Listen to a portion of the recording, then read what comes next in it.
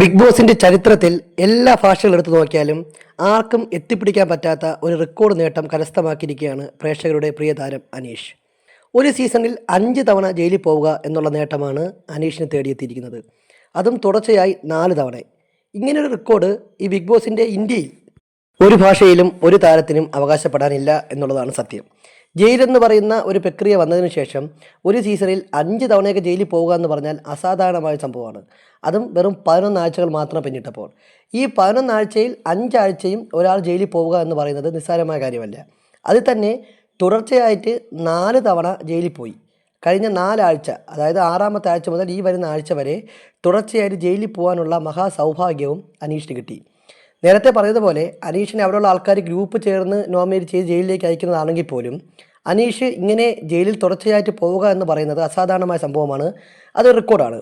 Big boss ഇന്ത്യയിൽ ഏകദേശം 8 or 9 ഭാഷയോളം big boss ഉണ്ട്.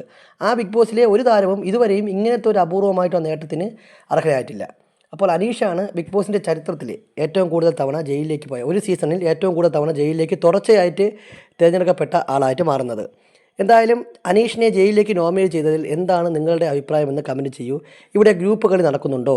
അനീഷിനെ എല്ലാവരും കൂടി ടാർഗറ്റ് ചെയ്യുന്നുണ്ടോ? എന്താണ് അഭിപ്രായമെന്ന് രേഖപ്പെടുത്തുക. ബിഗ് ബോസുമായി ബന്ധപ്പെട്ട കൂടുതൽ ലൈവ് എക്സ്ക്ലൂസീവ് അപ്ഡേറ്റുകൾക്കായി നമ്മുടെ ചാനൽ സബ്സ്ക്രൈബ് ചെയ്യുക.